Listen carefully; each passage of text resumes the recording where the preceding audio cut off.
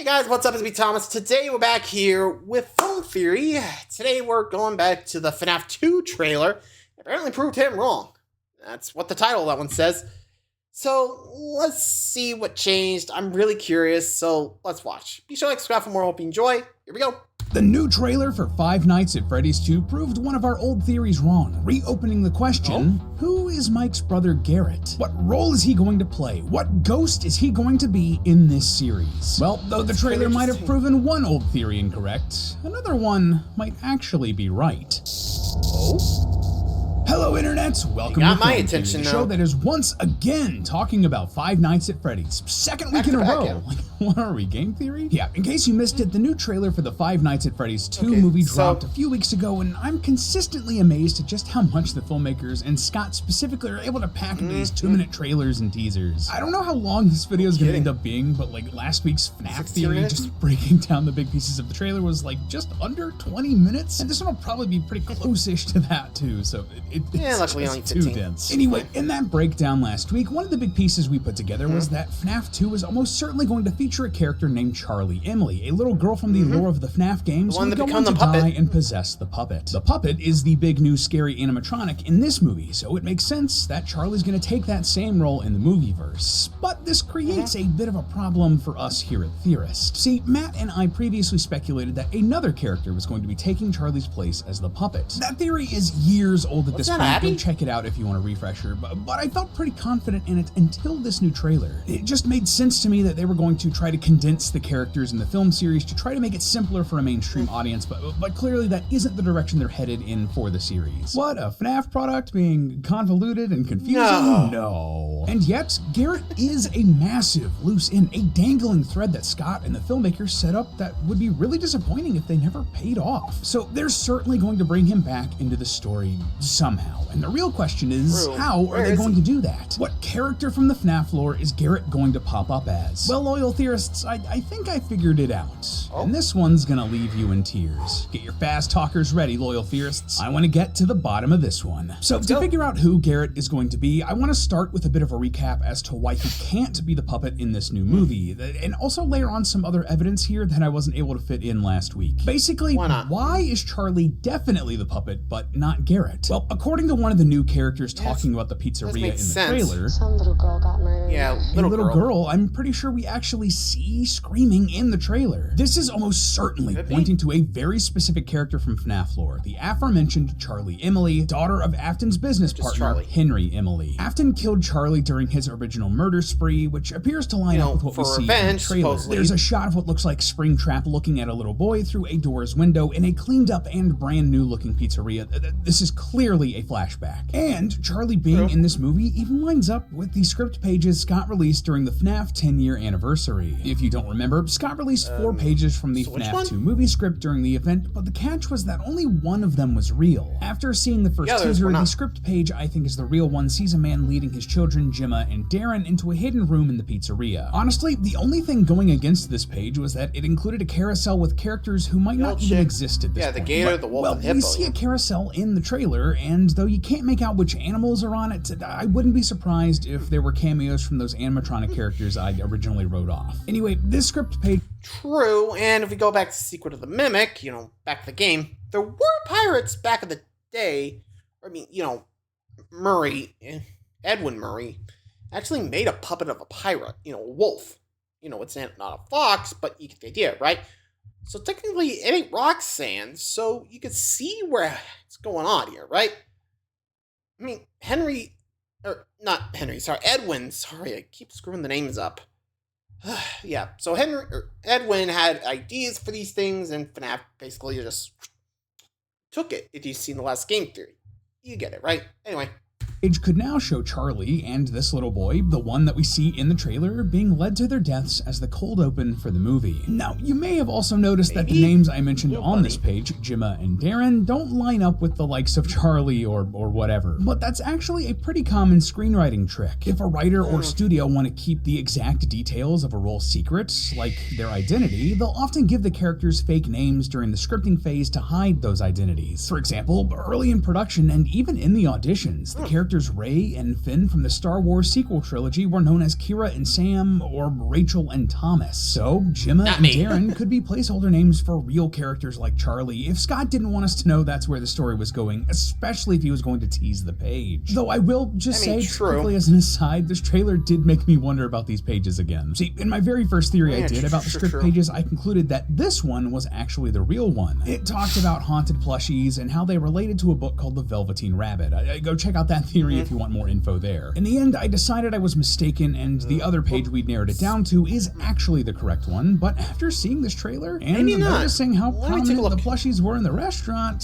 I did second guess myself, but no, I still think this other page is correct. Just wanted to point that out because, one, it's always fun to share our thought process with you guys, and two, it's weird that there are so many plushies in this restaurant, right? That, and I wouldn't be surprised, right? It's actually just mixed elements to the two. It only makes sense for her spirit to be one of the animatronics. Like looking at FNAF, that's who she possessed in the games, and with both Charlie and the puppet being so front and center in this new movie, that's the only connection that makes logical sense. And like I said earlier, that's a huge problem for us here at Theorist because we were previously sure that Garret was going to be the puppet instead. Well, I mean, we had a whole freaking theory about it. It made sense at the time, especially since we speculated that Mike's dad could be the movie's version of Henry Emily, so Garret would be taking Charlie's place. And we thought that the dad would be Henry Emily for a couple of reasons. Firstly, Afton recognized Mike's name, and that's why he actually got the job at the pizzeria in the first place. And two, we thought the actor playing a worker tinkering with an animatronic in the training video Mike watched looked kind of like the actor playing his father. Sadly, in retrospect, neither of those things are as hard evidence as we would have liked. That worker actually ended up being a cameo from an employee of the Jim Henson Creature Shop, the people who make the animatronics in real life, and Afton could have just recognized the name of one of his victims. It didn't need to be because he worked with Mike's dad. So, okay, if Garret isn't going to be the spirit controlling the puppet, is he just not going to be showing up again? That wouldn't make a ton of narrative sense. He's a huge part of Mike's backstory and a giant dangling thread. No, he's going to show up. Well, that is true. Remember, there were 6, so if we go by the numbers, we only got 5 so far for, like, the animatronics and Gold Confetti. And with Emma, Charlie being the puppet, we're not sure about that 7th animatronic, So, I don't know. Like, it could be Balloon Boy. Like I said earlier, I mean, he's the only one with the whole propeller thing, since, Garret was seen, or last seen with, like, propeller and all. I don't know. The prop plane. Like I said, it's just a guess, but I'm not sure that's actually accurate, but like I said, I was just throwing it out there. I wasn't sure. Anyway.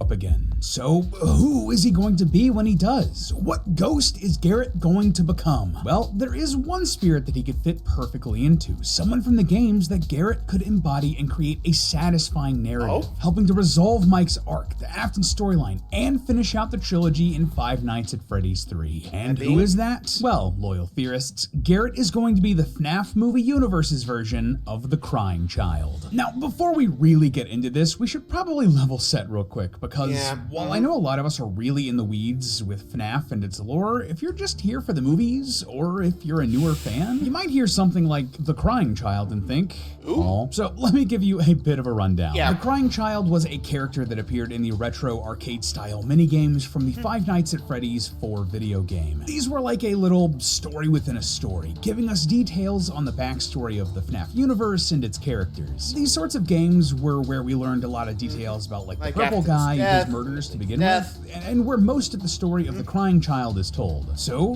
who is the Crying Child? Well, we aren't actually sure what his name is, and that was a huge mystery in the fan base for years. It's still never been confirmed, but the best explanation I've seen comes from Hyperdroid's theory on the subject, suggesting that it's David. But more importantly, regardless of his first name, we do know his last name, Afton. Yep, he was one of William Purple Guy Afton's children. He was also absolutely terrified of the animatronics his father built, which honestly, I mean, fair. Look at these things. Anyway, the Crying Child's older brother Michael knew this, and he decided to play a prank on the Crying Child at the Crying Child's very own birthday party. Michael and a bunch of his friends took the Crying Child and put his head inside of the jaws of the Fredbear animatronic, and unfortunately, well, you can guess tears the rest. and is that the bite of 87? No, actually, it was the bite of 83, which also, hey, it's funny and weird that there were two big events revolving around an animatronic biting someone, but whatever. Thanks, Mark. And all that. Now, already, right here, we have some thematic connections to Garret from the first movie.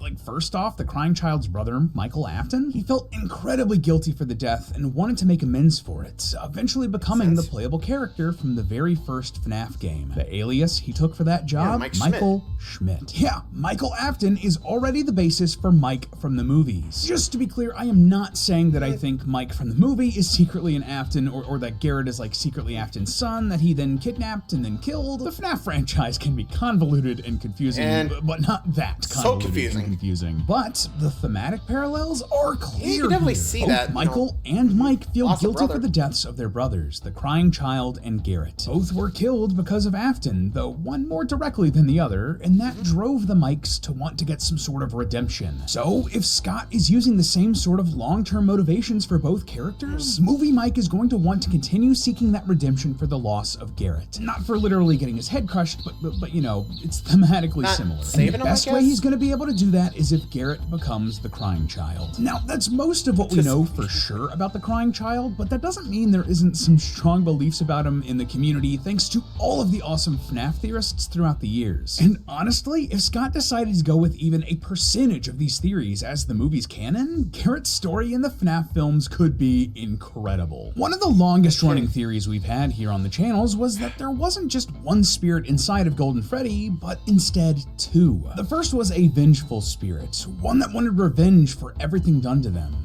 But the other one was the crying child, who was less angry. There was a ton of evidence for this that we covered over years, involving like the numbers of eyes lighting up and Golden Freddy acting weird, and it's a lot. We'd be here for ages if I tried to recap all. Honestly, I just recommend going on a nostalgia trip and binging through some of those old game theories. Either way, the idea of two kids being inside of a ghostly animatronic like Golden Freddy is an idea that the franchise picked up elsewhere. It's not just a fan theory. For example, in the Fazbear Frights book series, we meet the Stitch Wraith, who has the souls of both a vengeful spirit and a crying child inside of it. To be clear, this isn't the same animatronic as Golden Freddy, and these aren't the same spirits. These are characters named Jake and Andrew, but they are all clearly supposed to be stand-ins for the game franchise version of Golden Freddy. Regardless, the filmmakers have laid the groundwork that they need to introduce a second spirit to Golden Freddy in the films. First off, the blonde kid who's possessed Golden Freddy in the movies very much fits the mold of a vengeful spirit. After Afton is defeated, he looks on as his body and soul are tortured by the Golden Bonnie Springlock suit, almost giddy at it. And he also wants to kill Abby and have her join the other animatronics. It's very vengeful spirit coded, so they have that aspect of Golden Freddy if they wanted to expand it with the crying child half. And a design detail that they carried into the movies was that Golden Freddy only has one functioning eye, similar to some imagery from the character that led us to believe that the crying child was in there to begin with. A really easy way for them to subtly hint that the movie Golden Freddy also has these two warring spirits inside of it, who either have the other eye socket either light up, or if the weird spirit apparition that is Golden Freddy's body randomly manifests with both eyes, each with its own color or something like that. You know, this is actually kind of funny because way back before the first FNAF movie came out and we did our prediction theory,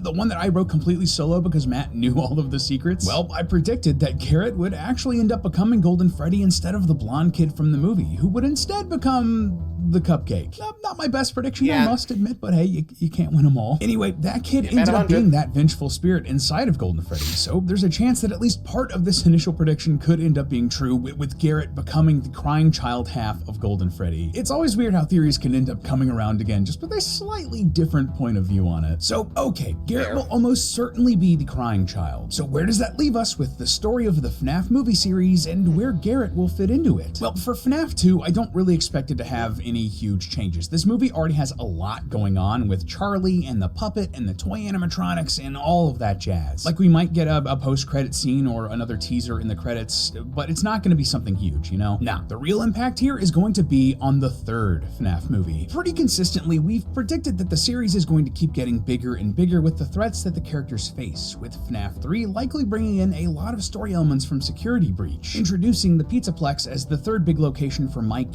Abby, and Vanessa to explore, and the Glam Rocks as the new animatronics in the story. But now I'm less certain about that. See, behind the scenes in recent months, Blumhouse, the production company behind the FNAF movies, started really struggling. Several of their other movies have been really big misfires, the most recent one being Megan 2.0. Like, it's boring movie business stuff, but that movie really bombed and impacted their bottom line. If the first movie is any indication, FNAF 2 is probably going to do pretty well for them. And in classic horror movie Hollywood fashion, Blumhouse is probably going to want to stretch this franchise out. And an easy way for them to do that right off the bat? Well, don't introduce more security breach stuff yet. That can be saved for future FNAF movies. Maybe FNAF 4, where they could do a soft reboot with a new main cast, letting them explore the security breach era of stories as its own trilogy. And if that's the case, then it makes the most sense to bring Garret and the Crying Child storyline back and to round out this trilogy of FNAF movies. So if that's the plan, how are they going to do that? So what's the story going to be? Well, while diving deep into the mini games for FNAF 4 for this theory, a couple of quotes from the Crying Child really stuck out to me. Specifically, "We are still your friends, and I will put you back together," both from Night 6. Do these lines sound familiar to you? Like